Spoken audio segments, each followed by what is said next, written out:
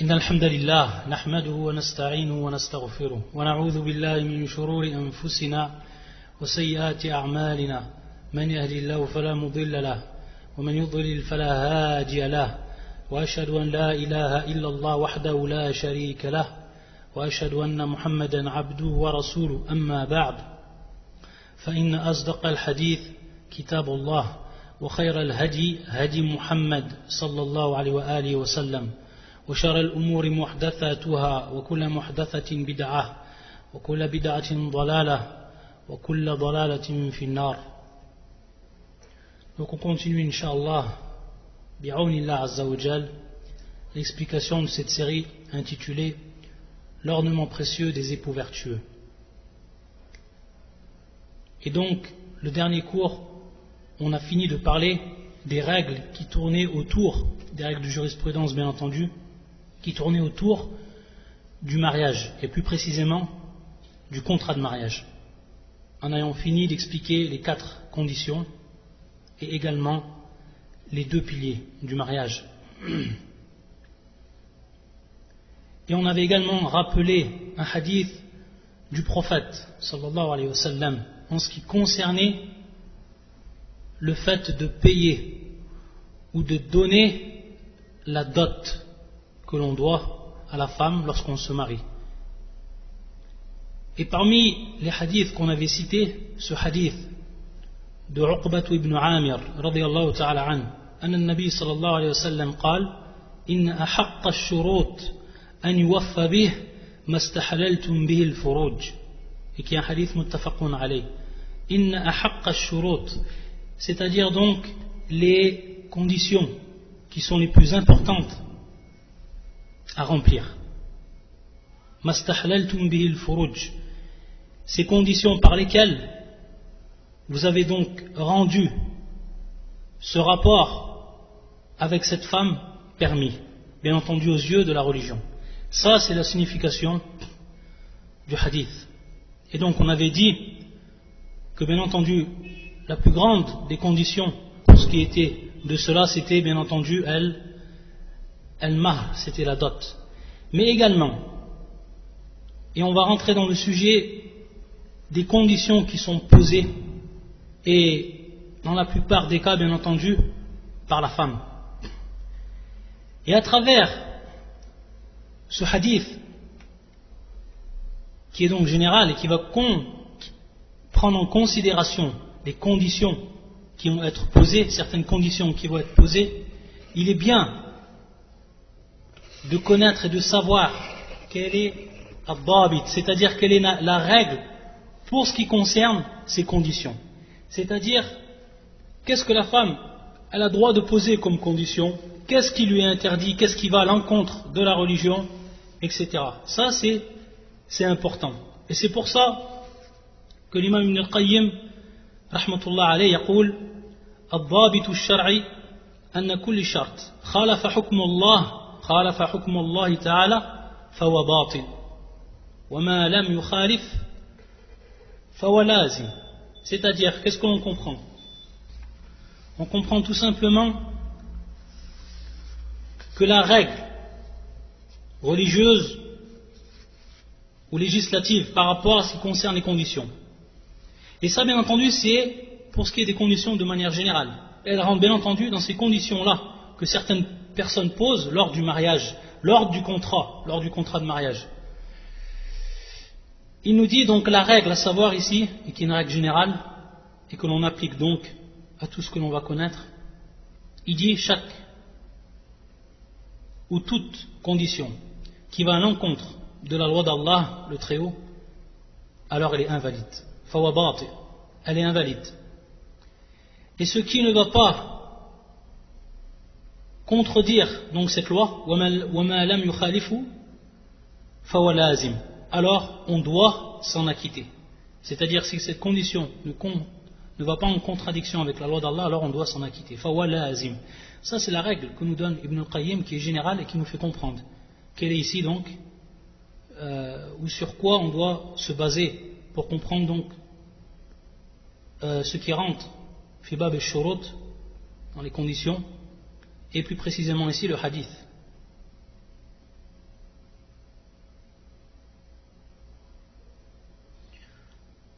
Si on donnait des exemples pour ce qui est, bien entendu, qui ne va pas en contradiction de la religion et qui peut même être en totale harmonie avec la religion. Comme on l'a dit, la valeur de la dot. Donc la valeur de la dot, ça rentre dedans. Taïb. Des conditions aussi qu'elle peut poser, des conditions qui vont être générales pour certains cas, et ça tout dépend bien entendu des cas. Par exemple, si elle demande, cette femme-là, qu'elle ne sorte pas de son pays, elle pose par exemple comme condition, si elle se marie avec cet homme, qu'elle ne sorte pas de son pays. Bien entendu, si elle vit dans un pays musulman. Ou alors, qu'il ne la sépare pas de son père et de ses enfants. Ça aussi c'est une condition qui peut être posée pour s'en assurer.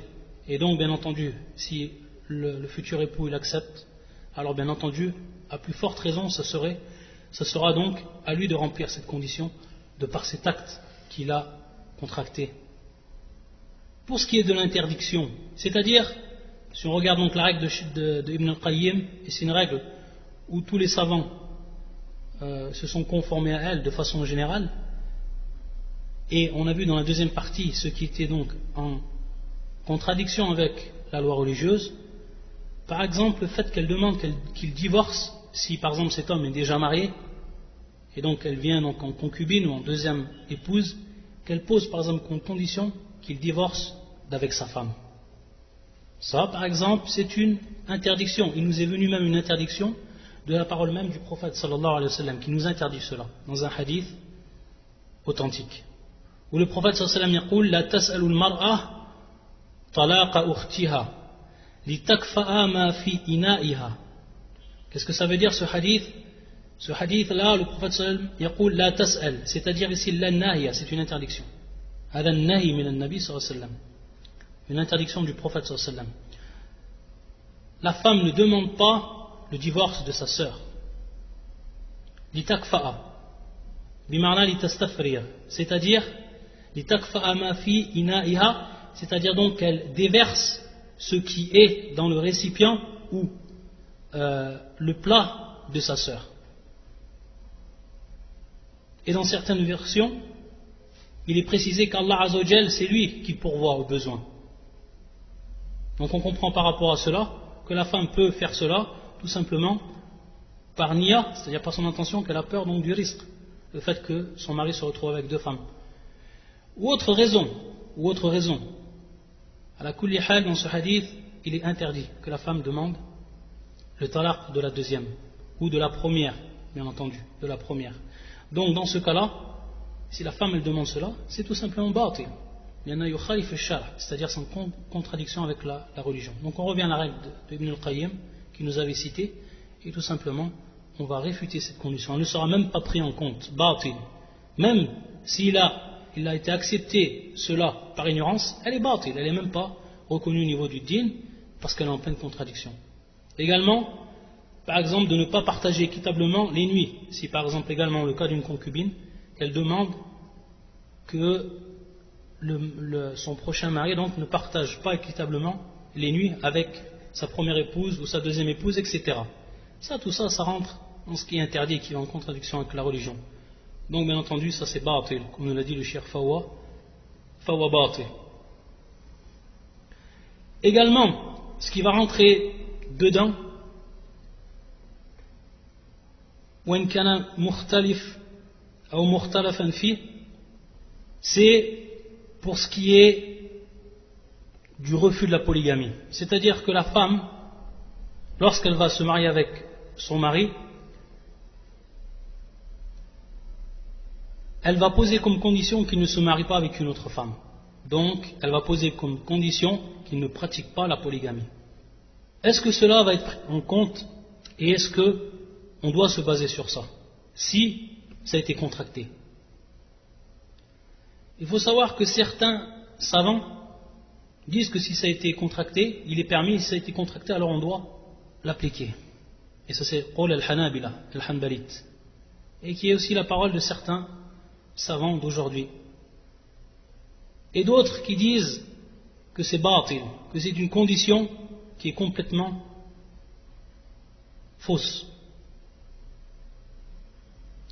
Et ils vont prendre comme preuve, et cette preuve-là elle est très forte, du hadith qu'on avait déjà étudié dans dans le livre Min fi kitab Bahjatu Qulub al-Abrar du Cheikh Saadi, un hadith qu'il avait déjà expliqué, qui est un hadith de Amr ibn Auf al-Muzani radiyallahu ta'ala anhu. Le Nabi sallallahu alayhi wa sallam قال المسلمون على شروطهم, c'est-à-dire donc que les musulmans ils doivent remplir les conditions qu'ils ont émises entre eux. إلا شرطا حرم حلالا أو أحل حراما, sauf une condition qui a rendu interdit ce qui est permis, ou une condition qui a rendu permis ce qui est interdit. Donc on voit que cette condition va venir interdire ce qui est permis chez l'homme, c'est-à-dire ta'addud, qui est mashrou' et qui est permis à cet homme, que la religion lui a donné comme droit et comme permission qu'il prenne plusieurs femmes. Et cette condition, elle va venir tout simplement lui interdire ce halal, ce qui lui est donc permis. Illa shartan harrama halalan. Et ça, c'est la parole de beaucoup de savants, et plus précisément min ahl al-hadith, qui voient que c'est une parole ou c'est une condition qui ne peut être valable et qui ne peut être acceptée, et dont on ne peut prendre en compte, même si elle a été contractée. Et la femme qui fait cela, elle va rentrer sous deux points qui sont très graves. Dans un premier temps, tasuddu an sabilillah, c'est-à-dire donc qu'elle va empêcher la voie d'Allah Azza wa Jal, tasuddu an sabilillah. Et la deuxième chose, anna asiya, c'est qu'elle est pécheuse. Et pourquoi cela? Parce qu'à l'origine, pour la femme donc qui va interdire son mari la polygamie, que ce soit, là on parle de façon plus générale, c'est-à-dire donc que ce soit même après le mariage, que les époux donc vivent déjà ensemble et même qu'il n'y a pas eu de contrat de mariage. Pourquoi? Parce qu'elle asl, c'est-à-dire à l'origine, lorsque l'homme il va obliger sa femme à faire quelque chose, al-ali min bab al-mubah, qui est une chose qui reste dans ce qui est permis au niveau de la religion. Lorsque lui, il lui donne cet ordre-là, alors à ce moment-là, par rapport à elle, c'est bien entendu donc, ça reste dans ce qui est du permis, et elle en a la capacité, c'est-à-dire d'accomplir cela, alors ça devient dans son droit wajib, c'est-à-dire une obligation. Et donc, le fait qu'elle va interdire ce que Allah Azza wa Jalla a permis, et qu'elle va tout faire donc pour ne pas que ça se fasse, alors dans ce cas-là, elle va tomber donc dans le péché. Et la deuxième chose, yatasuddu an sabilillah. Et cette parole-là, ou ce qu'on vient de citer, c'est exactement ce qu'a dit l'imam, un des imams de ce siècle-là, et qui est l'imam al-Albani rahmatullah alayhi. Donc voilà pour ce qui est donc des conditions. Et donc ensuite, on peut faire une analogie donc avec ce qui vient d'être cité. Est-ce que cette condition va à l'encontre de la religion, ou est-ce qu'elle ne va pas à l'encontre de la religion? Voilà tout khalif hukm Allah, c'est-à-dire qu'elle ne contredit donc pas la loi d'Allah. Donc bien entendu, après c'est du cas par cas. Également une chose que l'on va citer avant de passer à ce qu'on appelle donc al-urs, ou plus précisément i'lan nikah, qui est donc d'annoncer le mariage. Et une chose qu'on avait déjà vue dans les shurut, donc on y reviendra. Et avant de commencer dans cela, on aimerait faire une parenthèse et un point qui est également important à citer et qui concerne certainement beaucoup de jeunes. C'est ce qu'Allah Azza wa Jalla nous a permis à la base, et qui est le mariage avec ce qu'on appelle les gens du livre. Les femmes, bien entendu, des gens du livre. Que ce soit donc la femme juive ou que ce soit la femme chrétienne. À la base, bien entendu, tout le monde le sait d'après le nusus al-shar'iyya al-wadiha, c'est-à-dire d'après les textes, qu'ils soient coraniques ou autres, qui sont clairs et qui permettent donc aux musulmans d'épouser une femme de parmi les gens du livre, qui les permet donc ce mariage. À la base, c'est quelque chose, bien entendu, qui est permis, mais il faut savoir que certains savants, ils ont eu un autre avis pour ce qui est donc de cette permission. Et lorsqu'on dit bien entendu un autre avis, ce n'est pas dans le sens un avis qui va contredire la religion, bien au contraire. Et parmi ceux qui ont vu cela, le même savant qu'on a cité précédemment, et qui est Cheikh Al-Albani, rahmatullah alayh, qui nous explique dans une de ses cassettes que pour ce qui est de la femme chrétienne de nos jours, donc il va bien dire, il vient bien préciser, il faudra bien comprendre que ce hukm qui va être dit du shir, que cette loi qui va être dit du shir, d'après bien entendu son ijtihad, ça va être une loi qui est bien entendu suivant notre temps, suivant le temps où l'on vit. Bien sûr le shir il dit, et ça il le cite, qu'à la base c'est permis. Lakin, il va bien nous faire comprendre quand ça a été permis et pourquoi ça a été permis. Il nous dit dans un premier temps, il va nous faire apparaître ici des facteurs.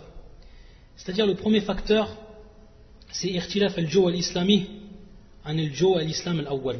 C'est-à-dire la différence qu'il y a entre ce qu'on pourrait donc appeler l'islam, c'est-à-dire l'islam qui est pratiqué par les gens de nos jours, et comment l'islam est mis en pratique donc, que ce soit au niveau de la société, que ce soit au niveau des personnes.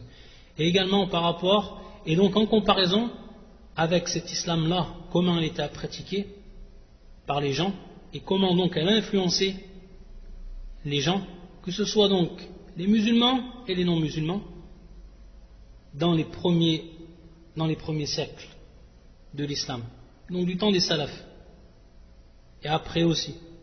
Et il va nous faire comprendre, le shir, que l'éducation de ces gens-là à l'époque, et bien entendu ici on va revenir pour ce qui est plus précisément de al-Nasraniya, c'est-à-dire de la femme qui était chrétienne, et également al-Yahudiya, ça fait partie des gens du livre, c'est-à-dire la juive. Il disait qu'à cette époque, déjà il y avait une tarbiya, c'est-à-dire qu'il y avait donc une éducation qui a été donnée donc à ces femmes. Et c'était des femmes qui avaient du sharaf, qui avaient de l'honneur, des femmes qui avaient al-ghayra, qui avaient la jalousie bien entendu religieuse, qui est dans le bon sens. Wal-muhafadhatu ala al-'ird, c'est-à-dire également qu'elles protégeaient et elles conservaient leur honneur. Et même, encore plus loin que ça, c'est qu'à cette époque, la femme qui était juive et la femme qui était chrétienne, elles étaient même voilées. Elles étaient couvertes et voilées. Donc c'était des femmes qui avaient un niveau de pratique au niveau de leur religion. Ce qui est contraire à ce que l'on peut voir d'aujourd'hui. Lorsqu'on dit une femme chrétienne, bien entendu, la chrétienne, elle reste la chrétienne, par rapport bien sûr à l'asl, par rapport à l'origine. Que ce soit une femme qui vit en Europe ou autre, et suivant bien entendu son degré de religion. Elle va rester une chrétienne, et le hukm va être le même pour elle. Et lorsqu'on regarde maintenant et on compare, on va s'apercevoir de la différence d'une femme qui est déshabillée, d'une femme même qui n'a plus en fait de règles au niveau de sa religion, et on parle bien entendu pour ce qui est al-aghrab, c'est-à-dire pour ce qui est des cas les plus répandus, et c'est par rapport à ça qu'il parle le shir. Une femme qui ne prend même plus en compte ce qui est halal et ce qui est haram, ce qui est permis et ce qui est non permis, même par rapport donc à sa religion, et qui va revenir à beaucoup de choses qui remènent à notre religion. Taïb, et encore beaucoup de choses. Et donc lorsqu'on s'aperçoit de cela, et la personne qui va se marier avec une telle femme, comment il va vivre avec elle, et plus précisément, comment va advenir l'éducation des enfants. Sachant que l'éducation des enfants, et on parle encore plus précisément ici, pour ceux qui vont vivre dans un pays non musulman. Et c'est souvent le cas, c'est-à-dire que la plupart de ce qu'on voit, ceux qui se marient avec des non-musulmanes, dans la plupart des cas, c'est des gens qui vivent dans des pays non musulmans. Il faudra savoir que l'influence de la mère est l'influence de la société. Et que la plupart des cas, ces gens qui se marient avec ce genre de femmes, et ça on parle par expérience et tout le monde le sait, sont des gens qui sont bien souvent ignorants de la religion, ou qu'ils ont une pratique de la religion qui va être des plus légères. Alors comment eux ils vont pouvoir influencer d'après cette science qu'ils ont et d'après cette pratique qu'ils ont. Donc regardez les conséquences que que ça va donc engendrer par rapport à l'éducation des enfants et autres. Et les savants vont revenir à une règle également ici. C'est bien entendu darul mafasid muqaddam ala jalb al masalih, c'est-à-dire repousser ce qui va être néfaste, bien entendu pour la religion de l'homme, pour la vie de l'homme, etc., va être mis en priorité pour ce qui est donc de l'apport de ce qui lui est profitable, al-masalih, de ses intérêts. Donc c'est une règle qui va s'appliquer ici. Et donc c'est pour ça qu'à partir de là, au minimum, les savants ne conseillent pas ce mariage. Et au pire, et comme c'est l'avis de Cheikh Al-Albani, qu'ils voient que ce n'est pas permis. Qu'ils voient que ce n'est pas permis, comme lui l'a dit le Cheikh, de façon les plus explicite. Lorsqu'il a dit qu'il détestait, on lui a posé la question comment il détestait, il a dit Adam bab al-tahrim, c'est-à-dire comme une interdiction. Et ce n'est pas donc interdire ce qu'Allah Azzawajal a rendu légitime dans ce cas-là, mais c'est en regardant tout simplement le cas où ça a été autorisé et au moment où ça a été autorisé et dans le cas où on vit. Si par exemple, bien entendu, une chrétienne ou une juive qui suivrait sa religion, qui aurait donc les sifat ou ce qu'on a cité auparavant, c'est-à-dire donc les qualités, etc., alors bien entendu ça revient toujours à l'asl, ça reviendrait donc toujours à ce qui est d'origine, le hukm al-asli, c'est-à-dire ce qui va être la loi d'origine et qui est donc la permission. Et parmi également le mafasid, parmi également ce qui est très néfaste pour les musulmans de façon générale, c'est que l'on trouve beaucoup de musulmanes qui ne trouvent peut-être pas de mari. Alors comment le musulman, lui, il va aller voir chez les non-musulmans et se marier avec des non-musulmanes alors que des musulmanes sont présentes et elles ne trouvent peut-être pas de mari. Donc là aussi c'est encore une mafsada, qui est présente de nos jours. Wallah al-musta'an. Ensuite donc, on continue par rapport donc à ces cours. Et donc après, bien entendu, que le mariage a été contracté et qu'il était valide, il vient alors, à ce moment-là, ce qu'on appelle i'lan al-nikah. I'lan al-nikah. Et lorsqu'on dit, bien entendu, i'lan al-nikah, ça on l'a déjà vu dans les cours précédents. Et on a vu que certains savants, donc bien entendu la traduction de ce terme qui veut dire annoncer le mariage, on a vu que chez certains savants c'était mustahab, c'est-à-dire que c'était recommandé. Et bien entendu ceux qui ont dit que c'était recommandé, ils ont vu que al-ishhad, c'est-à-dire le témoignage, lui c'est lui qui est recommandé. On a vu que c'était l'avis de l'imam Abu Hanifa, l'imam al-Shafi'i et d'autres. Alors que chez certains savants, i'lan al-nikah, c'est carrément une condition. Comme on l'a vu, c'était l'avis de Cheikh al-Islam ibn Taymiyyah. I'lan al-nikah. Et comment donc il va se faire? Comment va se faire cette annonce? Elle va se faire bien entendu par ce qu'on appelle al-afrah ou al-urs, qui est bien entendu la fête, ce qu'on pourrait traduire donc la fête du mariage, et qui va être bien entendu accompagnée de ce qu'on appelle al-walima, Wal-walima, ça c'est en fait la nourriture que l'on va manger spécialement donc durant cette fête-là, al-urs, al-walima. Taïb. Donc pour ce qui est de al-urs, et qui va donc être i'lan ou nikah, par rapport à cela, il va tout simplement être concrétisé ce qui est recommandé chez certains savants et qui est donc une condition chez d'autres, et qui est donc d'annoncer ce mariage-là, et que les gens donc savent, et c'est ça le hikmah, c'est ça la sagesse, que les gens ils savent qu'ils se sont bien mariés.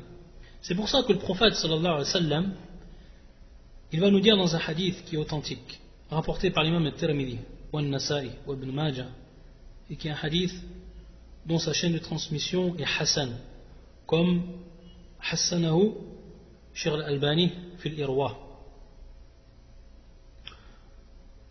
يقول النبي صلى الله عليه وسلم فصل ما بين الحرام والحلال الضرب بالدفوف والصوت الضرب ad-darb bid-dufuf was-sawt, c'est-à-dire ce qui va différencier ce qui est haram de ce qui est halal, de ce qui est licite, ou de ce qui est illicite de ce qui est licite. C'est de ad-darb, donc qui est le fait de taper ad-darb, et de taper sur ce qu'on appelle bid-dufuf. Et bid-dufuf, qui est le pluriel de douf, qui est la timbale, que l'on traduit donc par la timbale. Ad-duf. Ad-darb bid-dufuf. Donc frapper sur les timbales. Was-sawt, bien entendu, donc la voix, ou de façon générale, les voix. C'est-à-dire donc les voix, la joie qui va sortir de ce jour-là, ou plutôt de cette fête-là. Donc par rapport à cela, il va tout simplement avoir un i'lan, il va donc avoir une annonce qui va être faite automatiquement. C'est pour ça que le prophète sallallahu alayhi wa sallam faslu ma bayna al-haram wa al-halal. Donc c'est ce qui va différencier et ce qui va séparer donc ce qui est haram et de ce qui est halal. Et on avait vu que pour ce qui était du zina, c'est ce qui était fait donc en secret. C'est ce qui était fait en secret. Et donc à partir de là, lorsqu'il va avoir al-i'lan, ça va être bien entendu ici, comme on le comprend du hadith, ce qui va séparer de ce qui était donc interdit secret et qui va donc être rendu public. Et ce qui est rendu public, c'est ce qui est licite. Et c'est bien entendu le mariage légiféré. Et donc également ici, on va s'apercevoir qu'il est permis donc, et ça c'est pour les femmes, d'utiliser donc les timbales ce jour-là.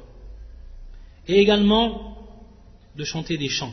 Bien entendu, lorsqu'on dit des chants, il ne faut pas qu'il y ait à l'intérieur de ces chants-là des paroles de perversité, incitation au mal, ce qui éveille les passions, etc. Donc, bien au contraire, ce qui rentre dans le bien. Taïb. Et on va le voir également dans d'autres hadiths du prophète sallallahu alayhi wa sallam. Et également donc, lorsqu'on dit ad-douf, c'est la seule chose qui nous est permise, de par ce hadith du prophète sallallahu alayhi wa sallam, et d'autres hadiths également, comme on va les voir. Et donc ne pas confondre cela et ce que font beaucoup de musulmans, Wallah al-Musta'an de nos jours, et qui utilisent donc durant ces fêtes de mariage ou la fête du mariage, qui utilisent tout simplement ce qu'on appelle les instruments musicaux, al-ma'azif, alors que cela a été interdit par le prophète sallallahu alayhi wa sallam, et ce de la manière la plus claire, comme dans ce hadith qui nous est rapporté par l'imam al-Bukhari ta'liqan wa salahu Abu Daoud wa sahih, un hadith qui est authentique, où le prophète sallallahu alayhi wa sallam dit la yakunanna min ummati aqwamun yastahillun al-hirra, c'est-à-dire donc az-zina.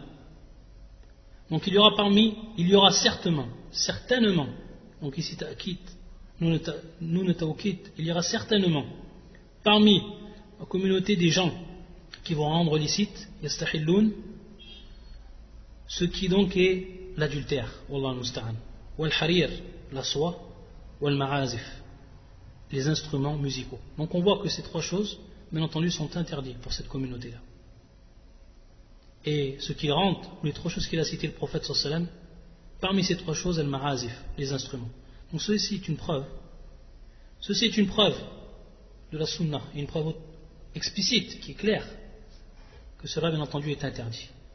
Et que c'est ce qui va rentrer dans les al-mukhalafat, dans ce qui est totalement en contradiction avec la religion, ce que font beaucoup de musulmans de nos jours, wallah al-musta'an. Et qui est bien entendu une cause, une grande cause, qui va faire que l'on va, si on est invité à ce genre de fête, alors qu'on doit la délaisser, qu'on doit s'en écarter, et qu'on ne doit pas répondre à cette invitation.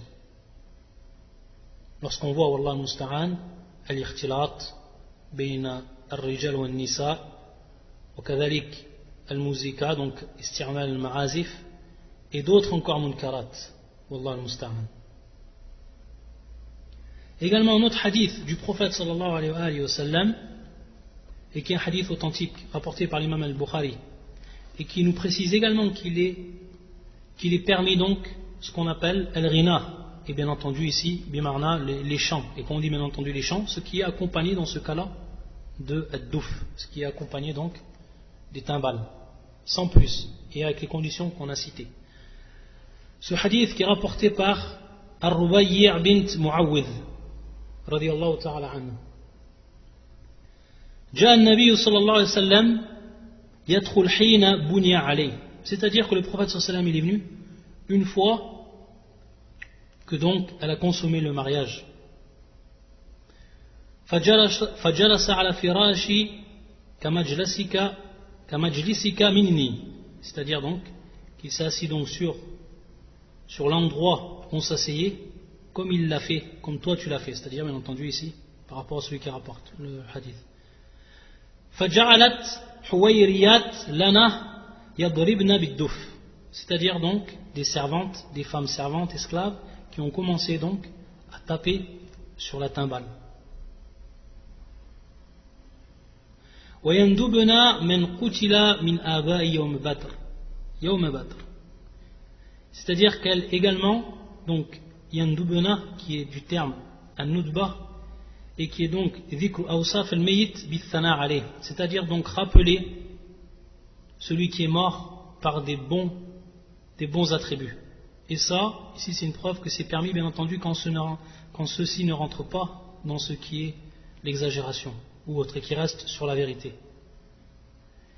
Et elle faisait cela, elle rappelait donc les bonnes qualités de ces gens-là, ceux qui ont été tués parmi bien sûr nos pères, Yom Badr, c'est-à-dire durant la bataille de Badr.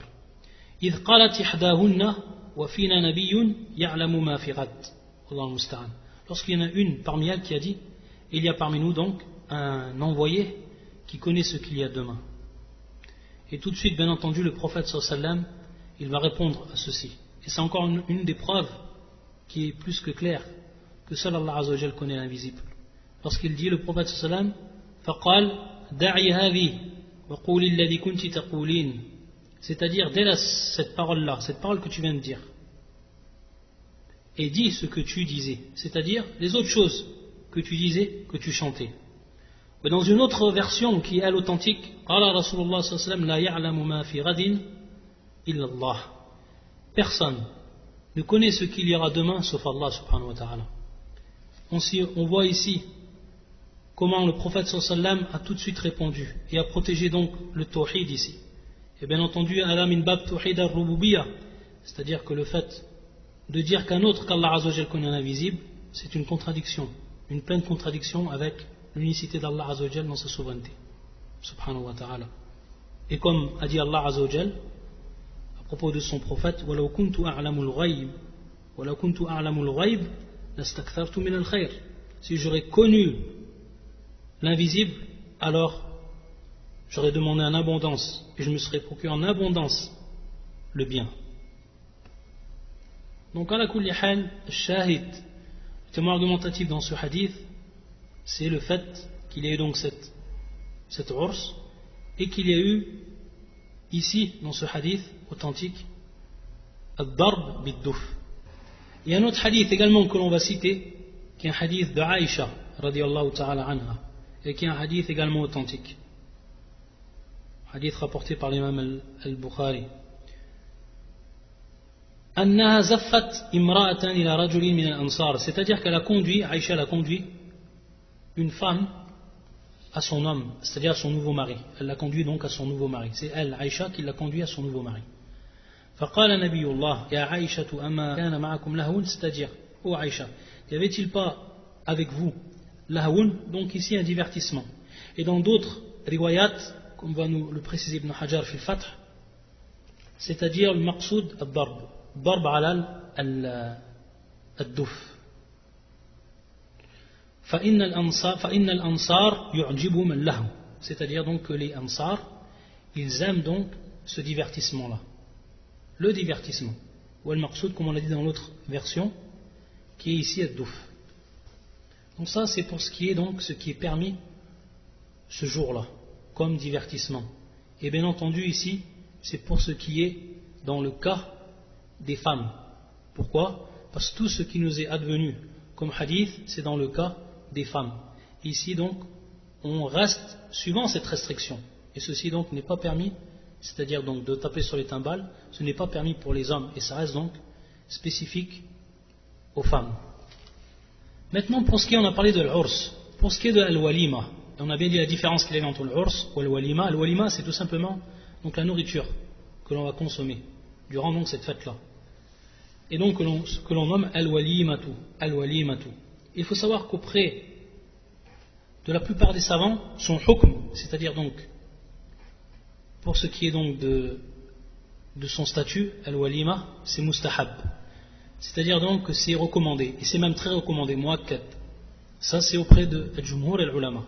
Mais il faut savoir que d'autres savants, eux ils disent que c'est wajib. Ils vont bien entendu se référer à des preuves, et qui sont très décisives. Et ceux qui ont dit cela, c'est l'imam al-Shafi'i, également l'imam Malik, et c'est le madhab des al-Zahiriyya.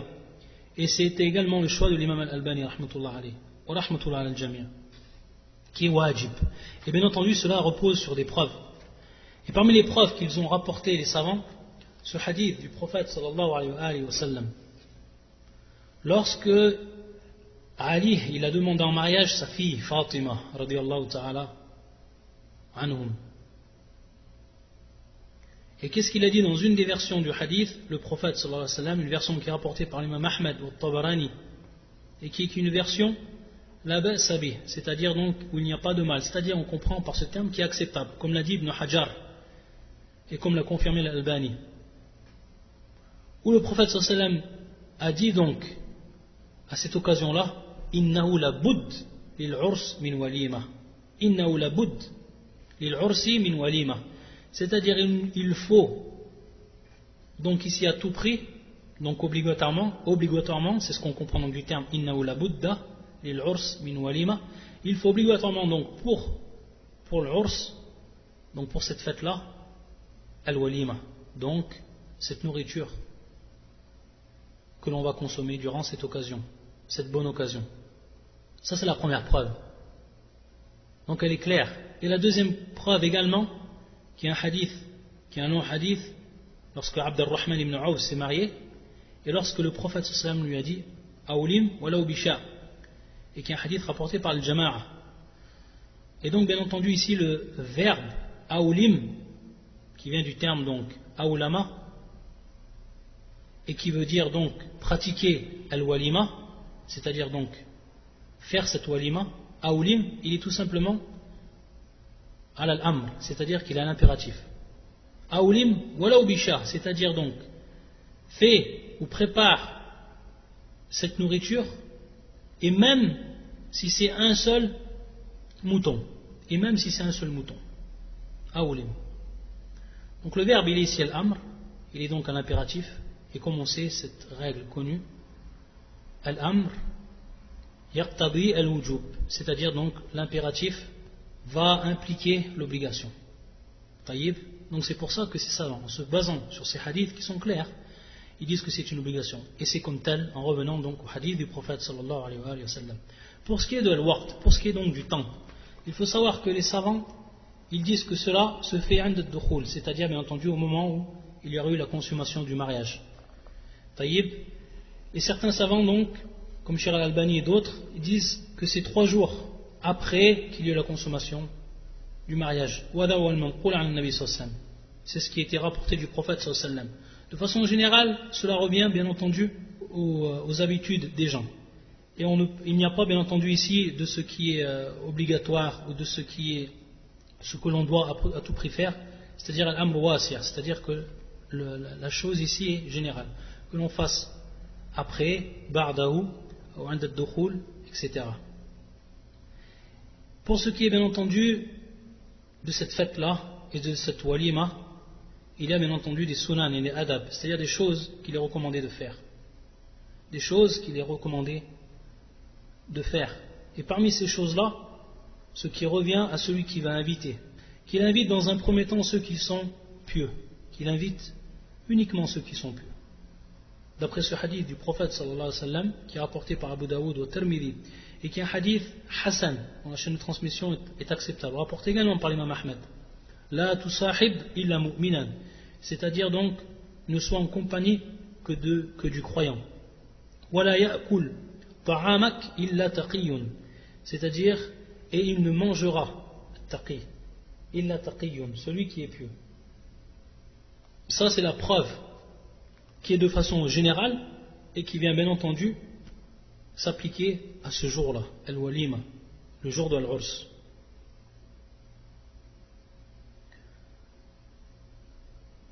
Et également, c'est pour ce qui est de l'interdiction ici. C'est-à-dire qu'il est interdit d'inviter uniquement ceux qui sont riches.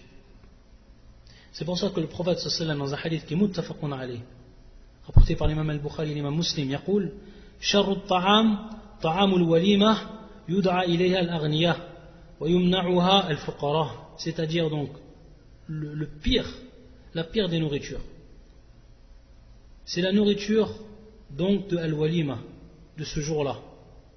Yud'a ilayha al-aghniya, c'est-à-dire qu'on appelle ou qu'on invite à elle ceux qui sont riches, al-aghniya. Wa yumna'uha al-fuqara, et on interdit ceux qui sont pauvres. Donc ici c'est un tahrim, c'est une interdiction du prophète sallallahu alayhi wa sallam. Mada yufid al-tahrim, c'est-à-dire qu'on en profite que c'est interdit. Et pour ce qui est donc, ça c'est pour celui donc qui va inviter. Il invite les pieux et il invite donc tous les gens. Il n'invite pas uniquement ceux qui sont riches, mais tous, même les pauvres. Ça c'est pour celui qui invite. Et pour celui qui répond, qui doit répondre. Il faut savoir que pour celui donc qui va répondre à l'invitation, est-ce que cela c'est obligé? C'est une obligation dans son droit ou pas? Il faut savoir que la plupart des savants disent que c'est une obligation. Que c'est une obligation de répondre donc à cette invitation. Et plus précisément, da'wat al-urs, donc l'invitation de cette fête-là. Que c'est donc obligatoire. Ils vont se reposer également, ou ils vont reposer leur avis sur des hadiths qui sont clairs au niveau de l'argumentation. Le premier hadith qui est un hadith d'Ibn Omar, qui est rapporté par l'imam al-Bukhari et l'imam Muslim. إِذَا دُعِيَ أَحَدُكُمْ إِلَى الْوَلِيمَةِ فَلْيَأْتِيَا. C'est-à-dire si un de vous est invité à une walima, alors qu'il vienne. Et de même ici, comme on comprend la preuve, فَلْيَأْتِيَا هذا أمر, c'est-à-dire ici le verbe est un impératif, donc c'est une obligation. Également il y a une autre version, ou plutôt ce qui vient s'ajouter à cette version, et par une chaîne authentique auprès d'Abu Ya'la et d'autres encore, وَمَنْ لَمْ يُجِبْ الدَّعْوَةَ فَقَدْ عَصَى اللَّهَ وَرَسُولَهُ وَمَنْ لَمْ يُجِبْ الدَّعْوَةَ فَقَدْ عَصَى اللَّهَ وَرَسُولَهُ. Celui qui ne répond pas donc à l'appel, ou précisément à l'invitation, alors il a désobéi à Allah et son prophète. Donc ça c'est les plus clairs pour prouver et pour argumenter que répondre c'est une obligation. Là où bien entendu l'obligation va être dissipée ou ne va plus être une obligation, au moment bien entendu où la personne elle a une excuse. Et ce qui va rentrer également dans les excuses, comme on l'a vu, c'est lorsque dans cette invitation on va s'apercevoir il y a du haram, il y a de ce qui est interdit. Et là il n'est pas possible donc de s'associer à eux dans cette fête-là. Lorsqu'on a parlé bien entendu de celui qui doit répondre à l'invitation, il se peut, et c'est la question qui va venir ici, il se peut que la personne elle soit sa'im, c'est-à-dire que la personne elle jeûne ce jour-là. Donc qu'est-ce qu'elle doit faire? En réalité elle doit répondre elle aussi. Elle doit répondre d'après un hadith du prophète sallallahu alayhi wa sallam que l'on cite, qui est un hadith rapporté par l'imam Muslim, il doit répondre à cette invitation. Car le prophète sallallahu alayhi wa sallam يقول إذا دعي أحدكم إلى الطعام فليجب فإن كان مفطرا فليطعم وإن كان صائما فليصلي يعني الدعاء. Dans ce hadith, le prophète sallallahu alayhi wa sallam nous dit que si celui ou si l'un d'entre nous a été invité donc à un plat, c'est-à-dire à une nourriture, alors on doit y répondre. Falyujib. Et si bien entendu il n'est pas jeûneur, yani muftiran, falyat'am, c'est-à-dire qu'il mange. Ou in kana sa'iman falyusalli. C'est-à-dire que s'il est jeûneur, falyusalli. Et bien sûr, as-salah, au niveau de la langue arabe, on sait que au niveau de la langue arabe, c'est ad-du'a. C'est en réalité l'invocation. Et c'est le terme ici employé, c'est ce qu'il veut dire ici.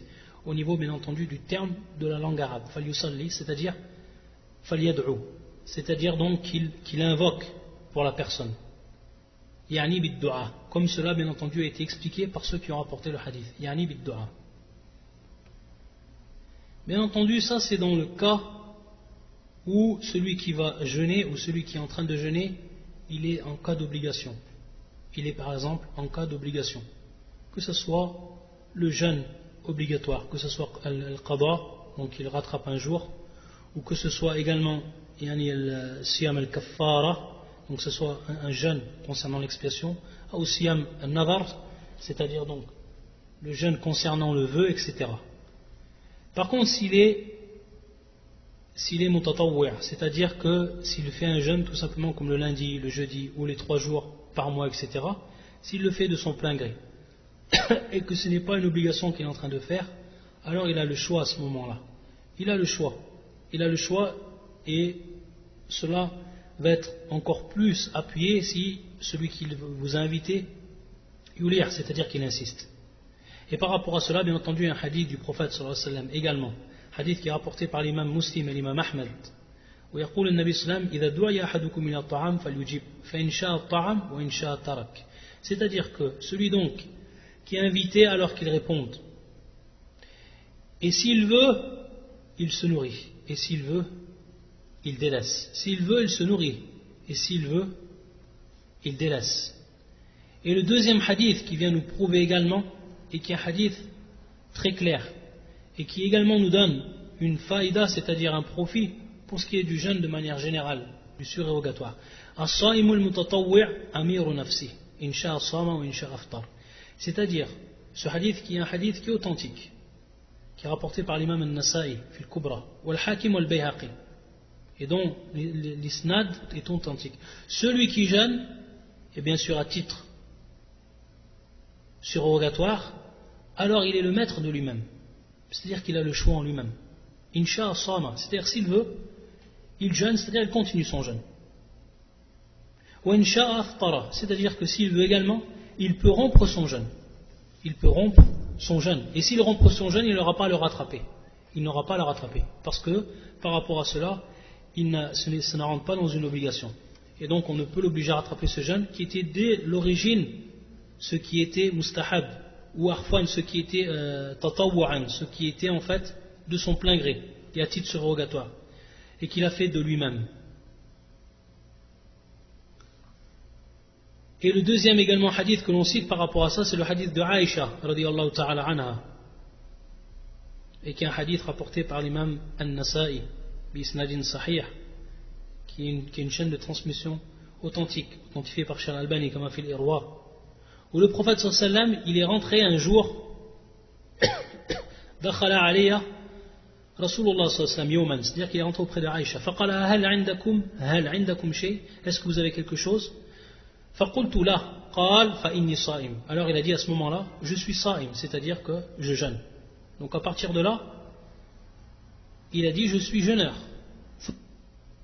Donc le prophète sallallahu alayhi wa sallam, dans le premier cas où il n'a rien trouvé, il n'y avait rien à manger, parce qu'il est venu chez Aïcha, il a tout simplement dit fa inni sa'im, c'est-à-dire donc il a jeûné, parce que c'est son choix, et il est dans ce cas-là mutatawwi', c'est-à-dire que ce n'est pas une obligation qu'il est en train de faire, mais il est surrogatoire, c'est-à-dire que c'est le cas où c'est une surrogation. ثم مر بي بعد ذلك اليوم وقد أهدي إلي حس, c'est-à-dire donc qu'on avait offert à Aïcha une sorte donc de nourriture qui est faite à base de tamr et autres. Donc on lui avait donné en cadeau ce jour-là. Et elle l'avait laissé de côté pour lui. فَخَبَّأْتُ لَهُ مِنْهُ, donc je l'ai laissé de côté pour lui. وَكَانَ يُحِبُّ الْحِيسِ فقال أو قالت يا رسول الله إنه أهدي لنا حيس فخبأت لك منه قال أدنيه أما إني قد أصبحت وأنا صائم فأكل منه ثم قال إن مفصم المتطوع مثل الرجل يخرج من ماله الصدقة فإن شاء أمضاها وإن شاء حبسها. Donc lorsqu'elle lui a dit Aïcha qu'elle avait délaissé ou qu'elle avait laissé, qu'elle avait mis de côté pour lui donc cette nourriture, alors il lui a dit de s'approcher, et ensuite il a dit j'étais dès le matin sa'im, donc avec cette niya, et ensuite il a mangé, et une fois qu'il a mangé, il a précisé ce qu'il avait fait, et il a dit donc cet exemple, il a dit comme celui qui jeûne, donc qui est un jeûne de l'ordre du surérogatoire, comme la personne yukhrij min malihi sadaqa, mithra rajul yukhrij min mali sadaqa, c'est-à-dire qu'il sort de son argent une aumône. Fa insha amdaha, c'est-à-dire s'il veut donc, il va la donner, c'est-à-dire qu'il va la donner jusqu'à la fin. Donc, il va continuer donc à donner cette sadaqa. Il a eu l'intention de la donner, il la donne. Taïb, wa insha habasa, c'est-à-dire que s'il veut au dernier moment, il la garde pour lui. Il n'est pas obligé de la donner, il la garde pour lui au dernier moment, s'il voit cela. Taïb. Donc tout simplement, ça nous prouve pour celui qui veut les jeûnes, c'est de même, c'est exactement la même chose. S'il veut, il jeûne jusqu'au bout, et s'il veut, il peut donc casser son jeûne, sans rien devoir par rapport, bien entendu, à la législation, c'est-à-dire qu'il n'a pas rattrapé ce jour et il n'a pas commis un péché, parce que c'est pour lui permis.